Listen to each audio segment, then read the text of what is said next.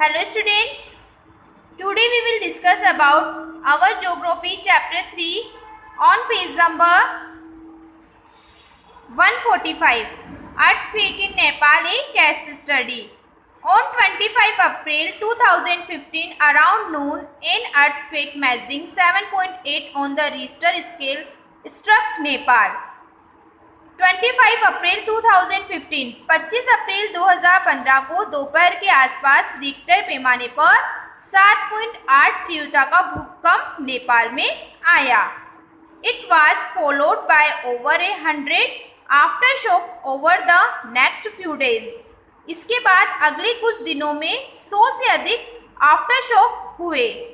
Its epicenter was in north central Nepal and its hypocenter was at a depth of approximately 8.2 km below the surface.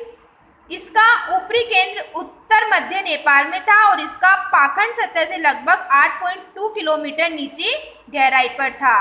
It was considered to be the strongest earthquake in this region in the last 80 years. इस क्षेत्र में पिछले 80 वर्षों में यह सबसे मजबूत भूकंप था. The tremors were so strong that they were felt several hundreds of kilometers away. झटके इतने तेज थे कि उन्हें कई सौ किलोमीटर दूर तक महसूस किया गया. It destroyed nearly all the buildings in the capital city Kathmandu and the surrounding regions. इसकी राजधानी काठमांडू और आसपास के क्षेत्रों में लगभग सभी इमारतों को नष्ट कर दिया. मतलब वो सारी इमारतें टूट गई थी. People were rendered homeless and cut off from the rest of the world as all roads and even the airport were damaged. इसके बाद बताया गया है लोगों को बेघर मतलब होमलेस कर दिया गया और बाकी दुनिया के लोगों को काट दिया गया क्योंकि सभी सड़कें और यहाँ तक कि हवाई अड्डे भी क्षतिग्रस्त हो गए थे मतलब नष्ट हो गए थे. It triggered huge landslide and avalanche in the Himalayas. इसने हिमालय में विशाल भूस्खलन और हिमस्खलन शुरू कर दिया. This land locked country was nearly devastated. यह भूमिबंध देश लगभग तबाह हो गया था. Over 9,000 people died and more than 20,000 suffered injuries. 9,000 से अधिक लोगों की मौत हो गई और 20,000 से अधिक लोगों को चोट आई. 17 days later, another measure. 17 दिन बाद एक और प्रमुख. Now come to page number 146. Earthquake measuring 7.3 on the Richter scale hit the same region. 17 दिन बाद एक और प्रमुख रिएक्टर पैमाने पर 7.3 की तीव्रता वाले भूकंप ने उसी क्षेत्र को प्रभावित किया. This one coupled with the distress caused by the earlier quake affected near the entire population of the country. इस भूकंप ने पहले की तबाही की वजह से देश की लगभग पूरी आबादी को प्रभावित किया. These massive earthquakes destroyed nearly 6 lakh homes and another 3 lakh were damaged to become unstable and insecure.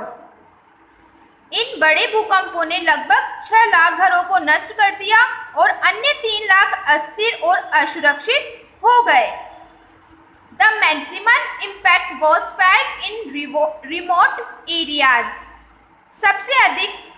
सबसे ज़्यादा असर सुदूर इलाकों में महसूस किया गया. Since it is hilly region, reaching these remote areas turned out to be very difficult. चूंकि ये पहाड़ी इलाका है इसलिए इन दुर्गम इलाकों तक पहुंचना बहुत मुश्किल था. It was rescue and relief operations difficult due to failure of electricity, communication and road network. इसने बिजली के संचार और सड़क नेटवर्क की विफलता के कारण बचाव और राहत कार्यों को कठिन बना दिया. India was one of the first countries to send support in the form of tent, blankets, medicines, food and clothing. Bharat tent, कंबल, दवाओं, भोजन और कपड़ों के रूप में समर्थन भेजने वाला पहले देशों में एक था। इवन रिसोर्स टीम्स वर फ्लोवन इन, यहाँ तक कि बचाव दल को भी उड़ा दिया गया। Many other countries and organisation joined in to provide relief to the distressed struck people. इसमें आगे बताया गया है कई अन्य देशों और संगठनों ने आपदा से प्रभावित लोगों को राहत प्रदान करने के लिए शामिल किया। Resource terms and search operation work incessantly to find survivors and dead bodies and to set up camps for people rendered homeless। फिर इसमें बताया गया है कई अन्य देशों और संगठनों ने आपदा से प्रभावित लोगों को राहत प्रदान करने के लिए शामिल किया। और आगे इसमें बताया गया है कि बचाव दल और खोज अभियान ने लगातार बचे लोगों और शवों को खोजने और बेघर हुए लोगों के लिए शिविर लगाने का काम किया। इनके लिए क्या किया? शिविर लगाने का काम किया। The task of feeding, giving health care, medicine, clothes and other essential facilities was a mammoth one, but the collective efforts of several government, NGOs and individual were able save and rehabilitate lakhs of people। इसमें आगे बताया गया है स्वास्थ्य सेवा, दवाइयाँ, कपड़े और अन्य आवश्यक सुविधाएं देने, खिलाने का काम एक विशाल था, लेकिन कई सरकारों, गैर सरकारी संगठनों और व्यक्तियों के सामूहिक प्रयास लाखों लोगों को बचाने और पुनर्वास करने में सक्षम थे। ये हमारा चैप्टर कंप्लीट हुआ। नेक्स्ट वीडियो में हम इसके क्वेश्चन आंसर सॉल्व करेंगे। थैंक्स।